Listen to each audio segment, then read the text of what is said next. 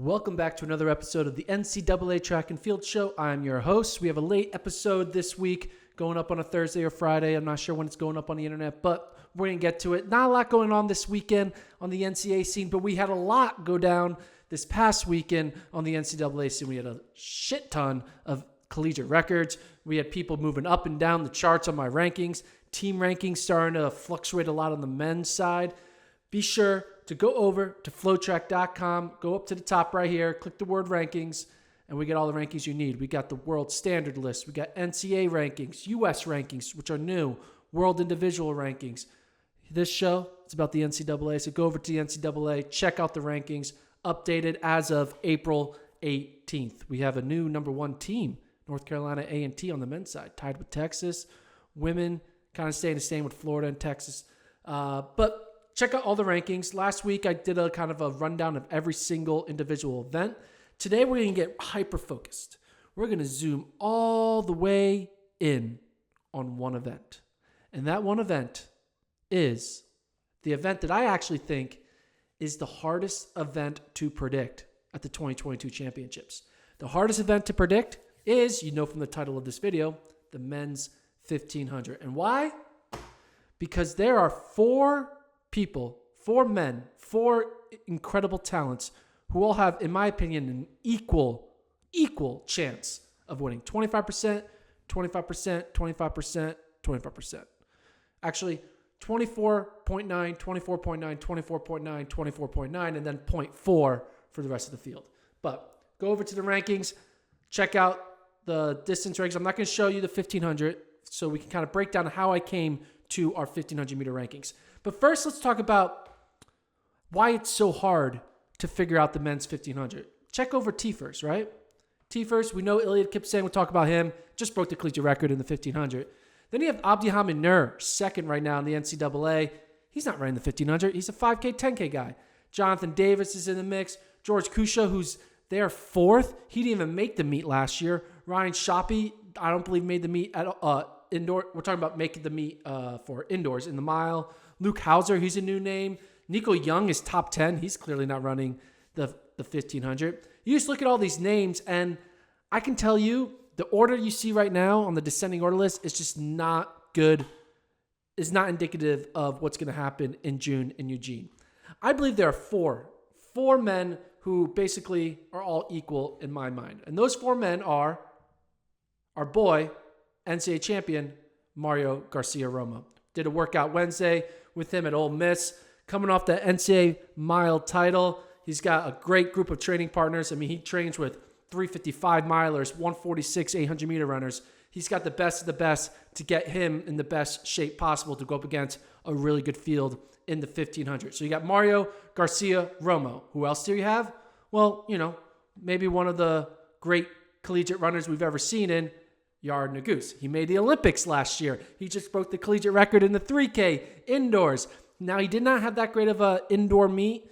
May have been doing a little bit of injuries, but this kid is legit. He came on the scene strong as a sophomore. He's part of the DMR titles. He won a 1500, I believe, pre-pandemic in 2019.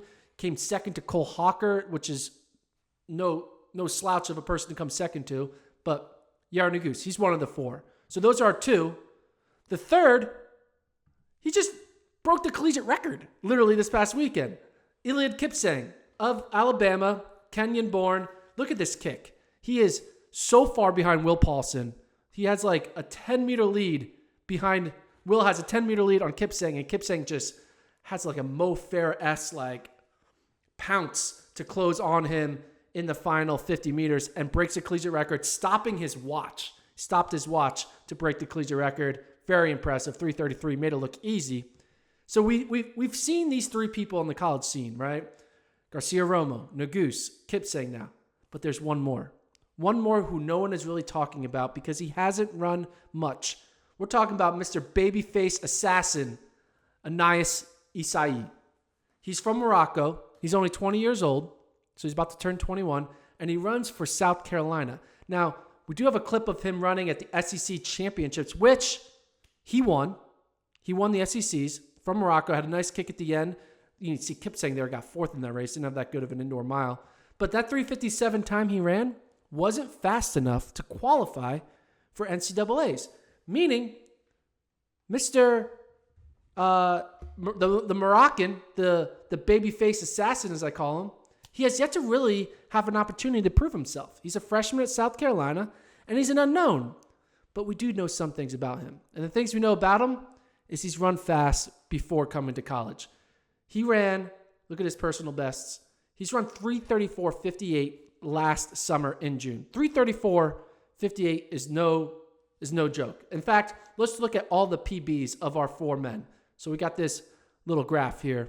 Here are the PBs. Garcia Romo, he's run 3:35. Nuguse has run 3:34. Kipsang just ran 3:33. And Isai has run 3:34. These are clearly better than any of the 3:36, 3:37 talents out there in the NCAA. It's these four. They've all run 3:35 or faster. One has run 3:33, Kipsang. So we want to look at kind of who has the edge of these four. We're going to break down who has the edge. Let's start with who has the fastest time. We just know it's Kipsang. He just broke the collegiate record. So he gets the award for, hey guys, I've run the fastest time. So I'm the best because I run the fastest time. But are you the best in a 1500 if you have the fastest personal best? Because sometimes in a 1500, you need speed, right? And if you need speed, you need to show you can run a quick 800. You know who's run the best 800? Garcia Romo. So you could argue that Garcia Romo is actually the fastest because he has the fastest speed, the pure speed. He has the 800 meter speed, right? So that kind of seems good. And on top of the speed that Garcia Romo, who most recently impressed us most? And obviously, it was Garcia Romo. Garcia Romo won the indoor mile in March. Yard Nuguse did not enter. He could have entered, but he chose not to enter. And Nuguse didn't go on and win the 3K or the DMR. So it's not like he could say, well, I won my race. Kipsang got 8th in the mile. And like I mentioned, Anais Isai, I am messing up your name, I know, and I apologize to all South Carolina fans and Moroccan fans. I'm saying his name wrong, but just got to bear with me. He didn't even qualify. He ran 3:57 late and wasn't even at the meet. So Garcia Romo, advantage for most recent champion. But, you know, that's only a few data points. There are more important data points, in my opinion. How about total NCAA titles? Because if you look at total NCAA titles, our boy Yard Nuguse, can't forget what he did in the DMR as a sophomore. Can't forget what he did in 2019 as a junior. He has 2 NCAA titles. Garcia Romo has 1. And Kipsang and Isai have none. So most championships advantage Nuguse. But here is where it gets interesting. Let's look at head-to-head. Because despite Anais Isai not running much in the NCAA, he's brand new. He ran his first race in the NCAA uniform for South Carolina at SEC Championships. He has raced some of these other runners. Some actually he's raced not even like overseas. So Garcia Romo, let's check out his record against Nuguse, Kipsang, and the South Carolina product. He is 0-1 against Nuguse, 2-2 against Kipsang, and 0-2 against Anais Isai. One which he lost recently at Joe Walker Invitational, and another loss actually happened overseas over the summer. So 0-1 against Nuguse, and this is finals only. If it is East Regional prelims or the first race of an NCAA championship, I don't count that because you're just qualifying because they all just qualify. He's 2-5. Not that good. Nuguse, he's never lost. He's 2-0. He's 1-0 against Garcia Romo, and he's 1-0 against Kipsang. And he has yet to ever race the South Carolina athlete, so he's 2-0. Kipsang, look at his record.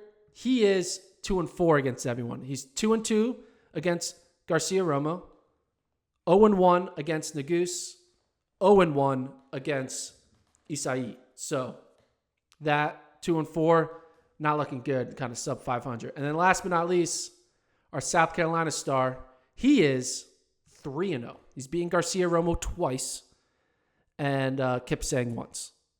So the best head-to-head records you can look at, it's Nuguse and South Carolina kid.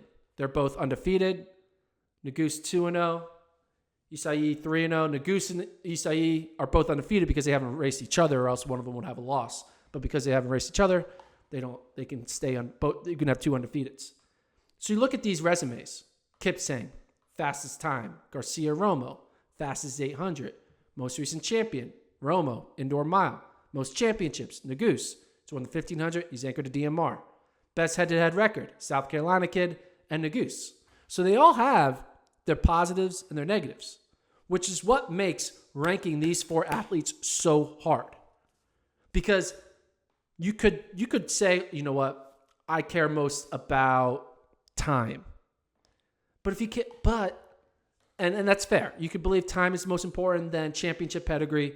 You can prioritize your data points that are most important. The what have you done for me lately? But then there's this data point. There's a data point of Isai. He's never been to an NCAA championship. That matters. There's a data point that Yair Nuguse hasn't even run this outdoor season. What does that mean? That matters. All these other guys have been running. Hell, Kipsang is breaking a collegiate record. So Nuguse, who has the pedigree but hasn't run lately, you have to weigh that. You have someone who doesn't have the pedigree but is running well now, like Kipsang. You got to weigh that. You have someone who doesn't have the pedigree but is undefeated, has never lost. In fact, has never lost this year in South Carolina athlete. It just makes it so hard. It's like voting for the MVP. Jokic, Giannis, Embiid. Actually, it's not like voting for the MVP because it's obvious it's Joel Embiid. Have you seen the game on Wednesday? Anyway, so this is what we're going to do. We're going to have to rank them. I can't rank them all number one. There's no way to have a four-way tie in an NCAA championship. So I got to do the dirty work. I have to make a decision, and this is how I'm ranking them. I decided to rank the South Carolina athlete fourth, mainly because I can't give credit to something that I've not seen yet on an NCAA championship level. It's just really hard for me to say you're the favorite, even though you've never run at NCAAs. Yes, I get it. He's run fast times. He's beaten guys at regular season meets, but you have to have been there once before I say you're the favorite. So he's fourth. Third, I'm kind of going with Kipsang, mainly because he hasn't done much at the championship level. He's been to the championship level, but he got eighth in the mile. Times aren't everything. So Kipsang and Anais, Isai, sorry again with your name. You're my 3-4. It's interchangeable. 1-2, it's going to be Romo and Nuguse. And in this situation, I have to go with Romo because he showed that he exists. I know that Romo exists. Do you know how I know he exists? This workout Wednesday. Have you seen it?